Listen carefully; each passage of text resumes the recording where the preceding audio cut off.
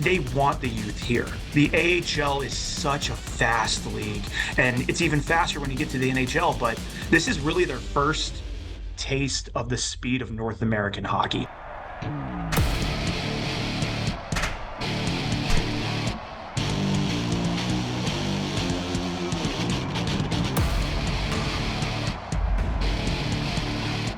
Getting through the first 10 games of the season, it's time to circle in on some of the division races that will become critical long into the playoff push when the calendars change to 2026. I'm Allie Berube, the host of The A weekly look around the American Hockey League. This week, we're focused on the Atlantic Division, a gauntlet to survive in the playoffs, and playing in such a competitive division in the regular season usually serves that division champ well in the playoffs, as the Atlantic League team has reached the Calder Cup Finals in all 5 of the last 5 championship series. The Hershey Bears winning 2 in that stretch, Charlotte making it to the Calder Cup Finals twice and winning in that 2018-19 season. So through the first month of this season, let's zoom in on the toughest division in the American Hockey League so far in 2025-26. It starts with the top 2 teams in the standings. Wilkes-Barre and Providence have been trading places between 1 and 2 every single week. The Bruins just beat the Pens head-to-head last week 3-1 for Wilkes-Barre Scranton's first loss of the season after jumping out to a 7-0 start. The Penguins do own the top spot in the Atlantic Division with 17 points. Joined now by Nick Zelaya from WBRE Sports, obviously covering the Wilkes-Barre Scranton Penguins. You guys get off to a 7-0 start, really firing on all cylinders. This week, a little bit get back to home, an overtime loss where they just gave up 3 goals in the third period and lost at the very end of the first overtime to Toronto. But really, this is a team 8-2, 1-0 to start this year. What is the confidence level around Wilkes-Barre right now? I think it's really high. And when you talk with head coach Kirk McDonald, he's always confident in his group. He has this demeanor where he's never going to get too hip and high about things. He's not going to be cheesing and smiling for the entire interview. He's more of a stay locked in on the next objective. And like you said, their record is pretty strong through the first few games. And I think now the challenge becomes you lose 3 players that have been key for you all season, elevated to the Pittsburgh squad. So now where do they go for offense? Now you have to change up the goalie of the month in the AHL and Sergei Marashov. He's no longer in the picture for at least for the foreseeable future. Of course, he could come back to Wilkes-Barre Scranton, but right now you're without Sergei. So I think there's a lot of moving pieces. I think the Penguins now have to figure out, who they go to for scoring, and defensively, I think they've given up going the first 10 games less than 2 goals a game. And they've been really good about stopping opposing offenses. But now the challenge becomes who steps up in the absence of Murashov, Danton Heinen, and also Ryan Graves. Yeah, certainly it's been an interesting story. I think the Pittsburgh-Wilkes-Barre connection, right? Because Pittsburgh's in its own kind of rebuild here where they go out and hire Dan Muse, overhaul the coaching staff. And I don't know that anyone really expected, just with the way that they're rebuilding, that there'd be so much movement up and down to Wilkes-Barre. But how do you look at the way that this team has shaped out in the last 2 years in particular? Because there was a number of guys called up last year and the AHL is this level, right? It's developmental. So it's not always about winning on the A level, but it's about winning in the NHL. But did anyone expect that Pittsburgh would get out to such a hot start in the NHL? It's funny that you say developmental because the Penguins have the idea of focusing on their young core and focusing on their rising stars. And here in Wilkes-Barre Scranton, we've got 30-year-olds that have tons of NHL experience playing.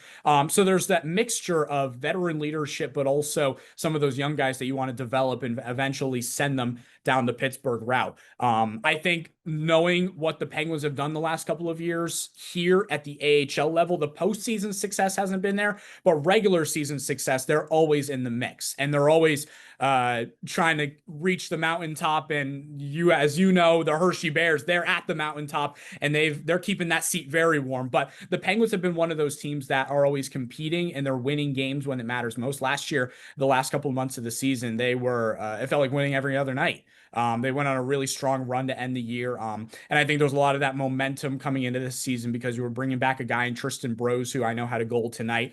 He's been really good for this Penguins team. Ville Kuvinen's back as well. So you have some of those other pieces that right now are AHL stars, but the objective is for them to become NHL stars. And they're still younger enough in their career where hopefully down the line they can play a huge role for the Pittsburgh Penguins, and not only just the Wilkes-Barre Scranton ones. Yeah, and I think you brought up a good point, right? In Kirk McDonald's first season there in Wilkes-Barre, they make the playoffs. Of course, it's a first round exit for Wilkes-Barre, but I think when the standard changes depending on what your NHL club is doing, what the expectations are on the AHL level to find success and go on those late season runs, how much did this core learn from that? And maybe they're motivated because right now you're the best team in the Atlantic Division, pending Providence playing tomorrow, but you just jumped them in the standings with 17 points. So when you think about you're setting a really strong foundation 11 games into a 72 game season, but does that give you confidence that they learned a lot from last season and there's enough of that core where this could be something that pushes into the end of 2025? Yeah, when we were talking with the players on the locker room cleanout last year, I remember, I won't use the actual words that they told us, but they were not happy with how the season ended. They expected to make a run, and to fall short in the first round for a second straight year was not the expectation for this Penguins group. And now that you bring in a guy in Kirk McDonald, his first season, all right, he's coached at a professional level, but right now he's below the level below the NHL, and it's a different ball game. So now that he had a full off season to really look at what works, what doesn't, I think it's been really valuable for this hot start. And like you said, they play 72 games, so we've got a long way to go. But it's definitely promising to see the Penguins get off to this fast start. It's different now moving forward because you lose, like I will reiterate it, you lose 3 of your best players, and that completely changes the entire perspective of this Penguins team. But I do think they're still very optimistic that they can compete for a Calder Cup championship this year because they've been in the mix the last couple of years, but it's just getting those big wins in the postseason, getting over that hump that they just haven't been able to do. But they're for sure confident that this is a group that can do that. Well, we wanted to get you while you're atop the mountain right now. So, Nick, thanks for joining us. Yeah, absolutely, Allie. Appreciate it. Lehigh Valley comes in third with the Hershey Bears in fourth with 11 points. About 1 month into the AHL season, the Hershey Bears have certainly found something special, riding a 4-game win streak as the Bears have back-to-back home games coming up this weekend against Toronto and Rochester. Under first-year head coach Derek King, the Bears got off to a slow start, but that was more about learning the team and finding the right line combinations. We went one-on-one with Kinger after Wednesday's practice. Do you feel like you found something, and what do you think you found in this streak here? Well, I definitely found that these guys don't give up. They persevere, they keep going, so it's a good thing. You never know what you're going to get with a young group of young players, but right now, they're riding a high right now, but I got to keep these guys grounded and keep working at the little details of the game. Yeah, I think there's always the never get too high, never get too low mentality, but this is such a young group, so do you find their emotions might be a little bit more volatile in something like this? For sure. It's like kids at Christmas time, right?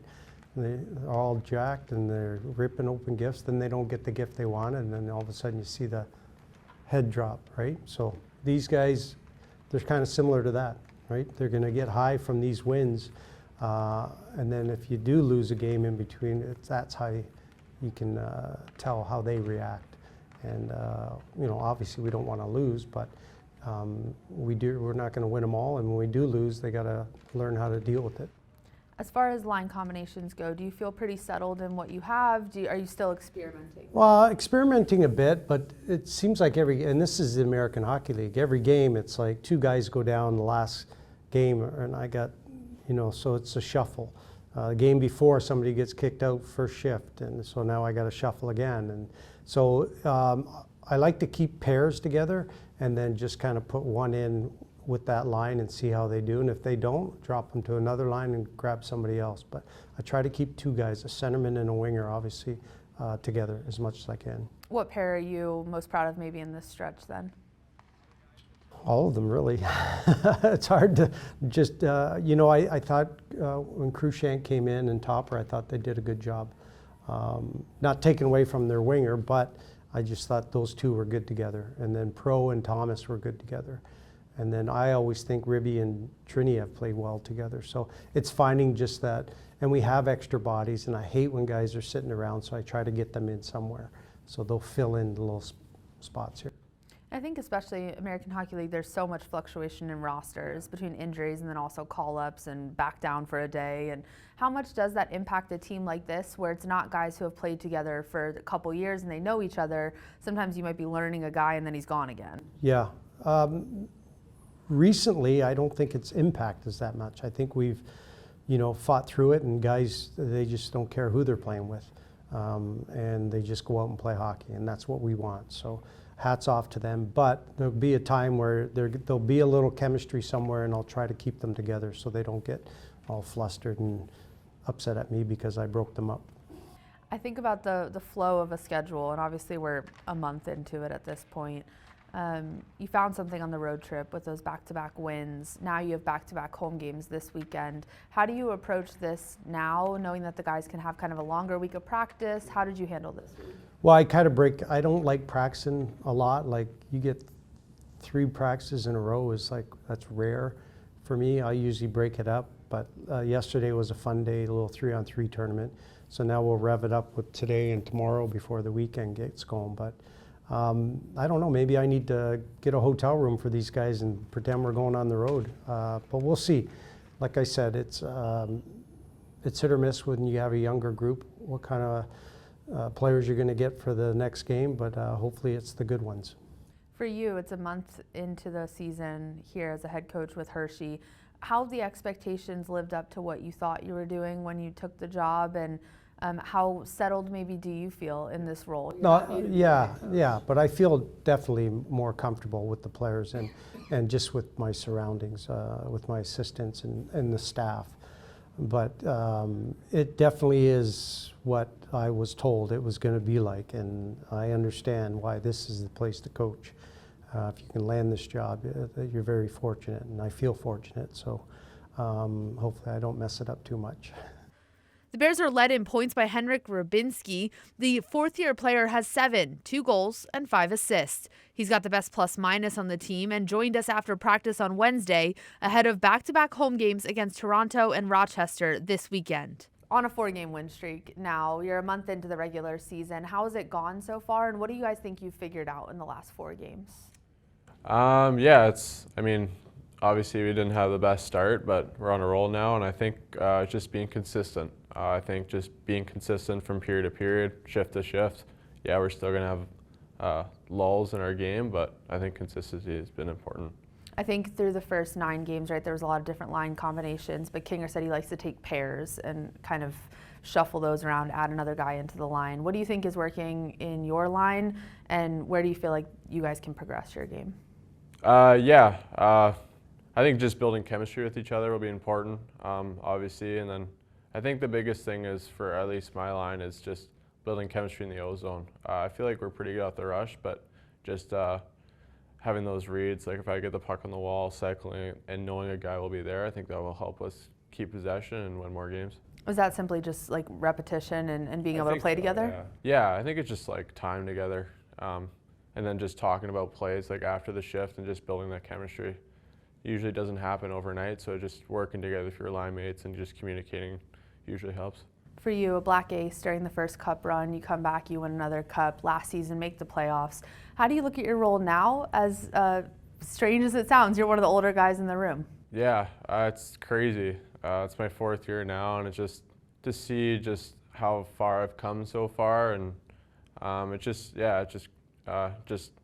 mindset since day one is just to try to get better every day, and I feel like I have been, and I still feel like there's a lot of room to grow, so just got to keep doing that. Do you remember what it was like to be one of those young guys, and how do you think this team is kind of gelling as so many of them are playing their first professional hockey? Yeah, for me as a young guy, I was a deer in headlights. I didn't know what was going on, but I think with having a lot of guys that bring that youthful energy, and that's kind of bringing the energy up right now, especially since we're winning, and so it's fun to hang out with those guys. Like I still feel like a young guy, so it's fun to goof around with them, make the meme jokes. So yeah, it's pretty fun.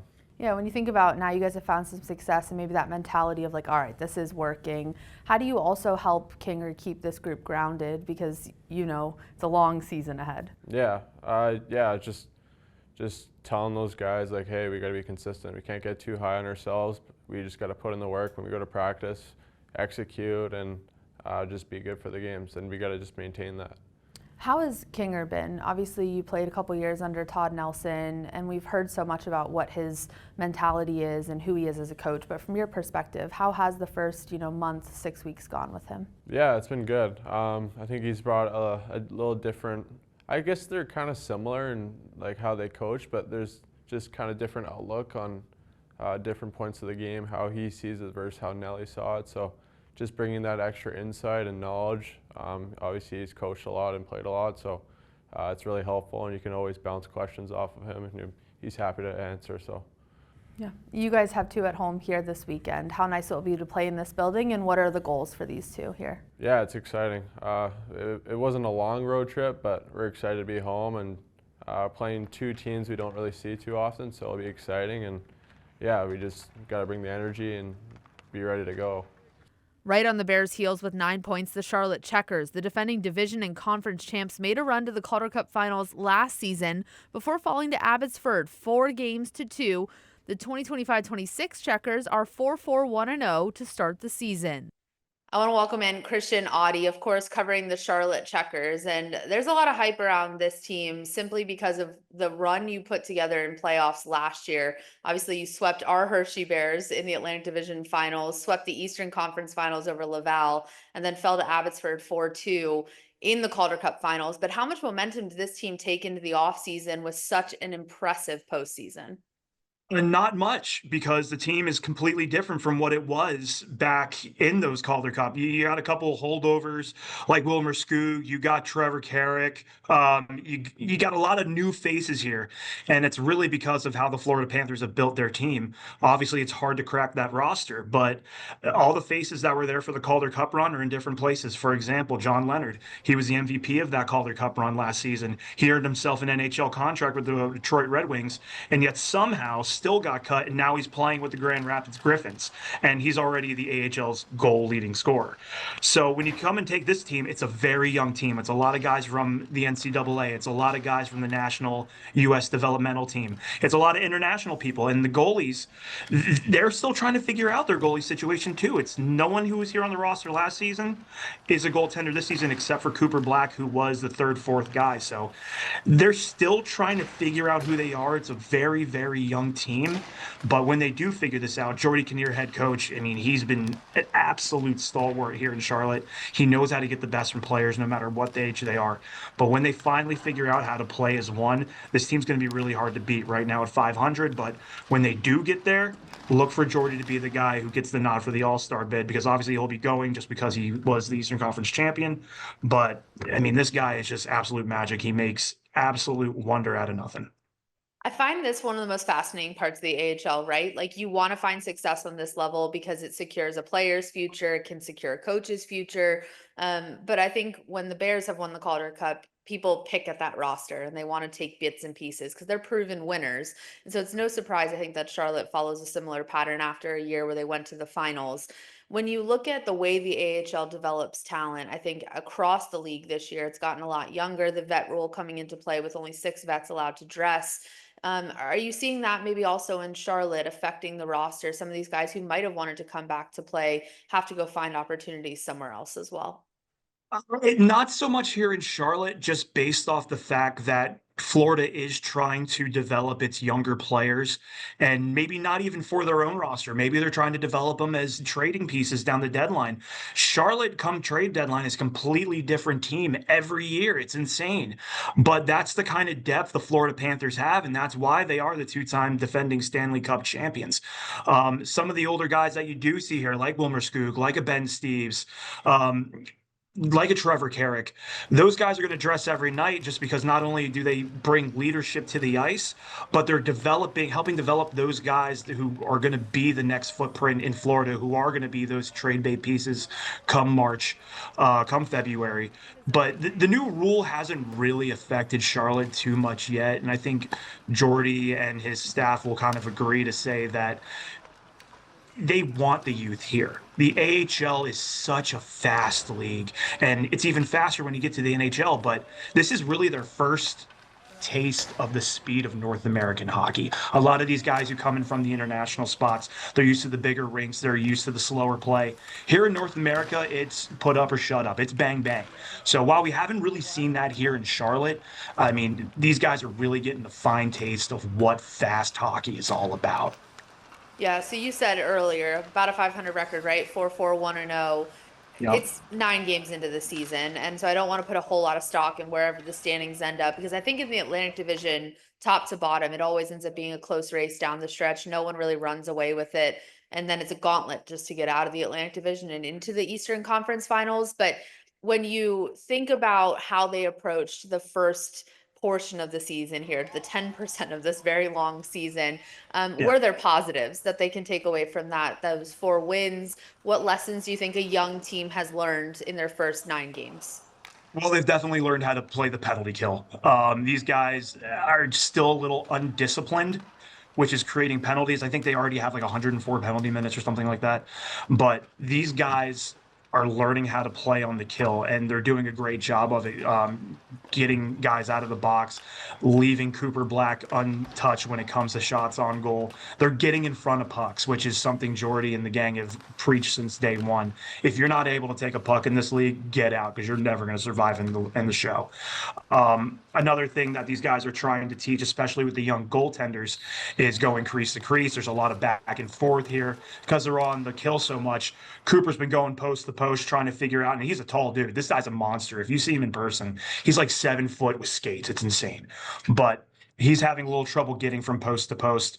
Another thing that this team is trying to figure out is how to play with each other. There really hasn't been a consistent lineup every night, especially if they're playing home here in Charlotte. Home games are generally played on the weekends. Everywhere else in the HL, it's sporadic, just like the NHL across the league. But Charlotte really does have their home games set for the weekends.